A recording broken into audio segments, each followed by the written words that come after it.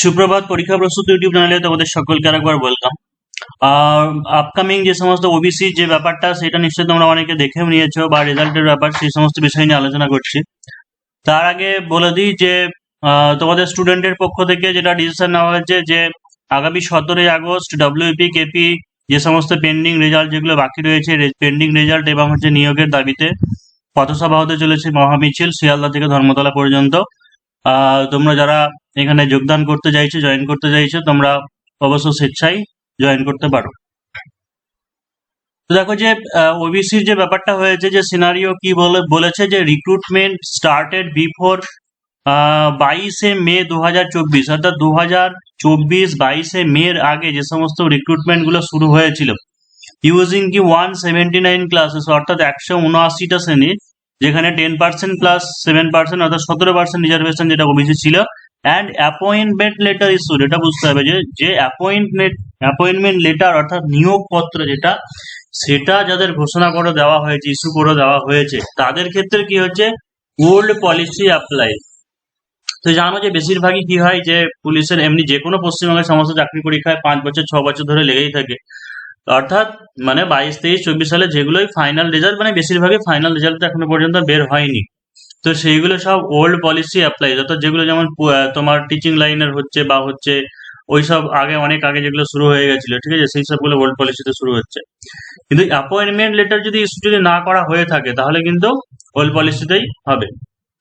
তারপর হচ্ছে যেটা লেখা আছে, রিক্রুটমেন্ট স্টার্টেড বিটুইন 10ই জুন 2025 থেকে 18ই মে 2026, এর মধ্যেও যেটা হয়েছে, যদি অ্যাপয়েন্টমেন্ট যদি দেওয়া থাকে তবেই হচ্ছে ওল্ড পলিসি। আর এখনো পর্যন্ত যদি ফাইনাল মেরিট লিস্ট না প্রকাশিত হয়, অর্থাৎ যেটা বলেছে যে recruitment started during above periods but appointments not yet issued, অর্থাৎ আগে হয়তো শুরু হয়েছিল কিন্তু এখনো পর্যন্ত অ্যাপয়েন্টমেন্ট দেওয়া হয়নি, তাদের ক্ষেত্রে নিউ পলিসি, অর্থাৎ অনলি যেটা 7%, 66টা যে জনজাতি টোটাল ওবিসি রিজার্ভেশন যেটা লেখা আছে, সেই অনুযায়ী হবে। তার মানে মোদ্দা কথা আসল এটাই দাঁড়াচ্ছে যে ডব্লিউপি এসআই থেকে শুরু করে KPSI, WP constable, KP constable, এই সমস্ত রিক্রুটমেন্ট সব কি হচ্ছে 7% ওবিসি ধরে হতে চলেছে।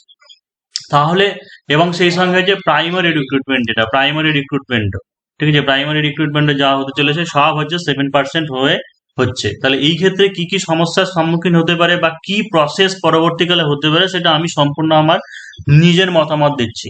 প্রথমে আসি যেটা, সেটা তো প্রাইমারির কেসের ব্যাপার বলেছিলাম এর আগেও, তো অনেকে অনেক রকম কথা বলেছিলেন যে 82, অর্থাৎ 90-এর নিচে যে সমস্ত ক্যান্ডিডেট যাদের ওবিসি বাদ গেছে, ঠিক আছে, 90-এর নিচে পাওয়া টেট পাস যারা ওবিসি ক্যান্ডিডেট, যাদের ওবিসি থাকলো না, তারা তো এখন বর্তমানে তারা ইউআর হিসেবে গণ্য হবে, আনরিজার্ভ ক্যাটাগরি। তার মানে তাদের ক্যান্ডিডেচার বাতিল, অর্থাৎ যারা হয়তো ইন্টারভিউ দিয়েছেও তাদের ক্যান্ডিডেচার বাতিল হয়ে গেল, বা সামনে যাদের হয়তো ইন্টারভিউ বাকি ছিল, যে সমস্ত ওবিসি যাদের সার্টিফিকেট বাদ গেল, তারা ইউআরআই পড়ছে, অর্থাৎ 90-এর নিচে যারা আছে তারা ইন্টারভিউ আর বসতে পারবে না বলেই আমার সেটা মনে হয়।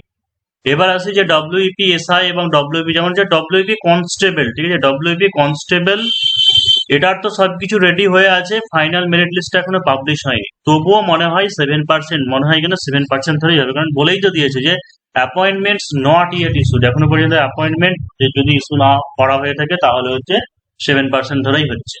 তাহলে এক্ষেত্রে কি সমস্যা হতে পারে, যে যে সমস্ত ক্যান্ডিডেটরা হয়তো ওবিসি প্রিলিমস পাস করেছিল, যদি কনস্টেবল তো একটা সিঙ্গেল এক্সামই হয়েছে, তাহলে এই ক্ষেত্রে কি হলো, কম্পিটিশন অনেক কমে গেল, ঠিক আছে, কম্পিটিশন অনেক কমে গেল। অর্থাৎ যারা ওই কাস্ট বা ওবিসির ক্যাটাগরি নিয়ে যারা পাস করেছিল, তারা অনেকেই তাহলে ফেল করে যাচ্ছে। তো ওই যতজন ক্যান্ডিডেট আছে তাদের মধ্যে থেকেই রিক্রুটমেন্টটা হয়ে যাবে, ওই ওবিসি বাদ ধরে 7% ধরে হয়ে যাবে। আর সেই সঙ্গে যে ডব্লিউপি এস এর ক্ষেত্রে অনেকে যারা হয়তো ভাবছে যে নতুন করে আবার মাঠে পাস টাস করাবে কিনা, নতুন করে আর আশা করি পাস টাস করাবে না, কারণ ওই যে ক্যান্ডিডেট আছে তাদের মধ্যেই কাটছাট হয়ে যাবে, তাদের মধ্যেই মেরিট লিস্ট হয়ে যাবে বলেই মনে করা হচ্ছে। তাহলে এই ক্ষেত্রে এখন যে সমস্যাটা তৈরি হবে সেটা হচ্ছে যে ভ্যাকান্সি যেটা কাস্ট ওয়াইজ যেটা বের করা হয়েছিল, ঠিক আছে, মানে হয়তো ওবিসি ইউআর এত ভ্যাকান্সি ছিল, ওবিসি এত ভ্যাকান্সি ছিল, ওবিসি বি এত ভ্যাকান্সি ছিল, তাহলে সেই ক্ষেত্রে 1 নম্বর মানে মোদ্দা কথা তো ওবিসি এদেরই সাধারণত কয়েকটা জনজাতি বাদ দিয়ে বেশিরভাগ বাতিল হয়ে গেছে। তাহলে সেই ক্ষেত্রে সেই সিটটাকে কি করা হবে, ঠিক আছে, সেটাকে পুরোটা বাতিল করে দেওয়া হবে কিনা বা কনভার্টেড করে দেওয়া হবে কিনা ওবিসি বা জেনারেলদের মধ্যে, সেই ব্যাপারটা নিয়ে প্রশ্ন থেকেই যাচ্ছে। সেটা আগামী দিনে আর কোনো রেজাল্ট বা কিছু হলে সেই ক্ষেত্রে তবেই বোঝা যাবে। এই বিষয়ে ঠিকঠাক বোঝা যাচ্ছে না কি হবে, কিন্তু পেন্ডিং যে সমস্ত রেজাল্ট আছে সেইগুলো সব তাহলে 7% ধরেই হচ্ছে।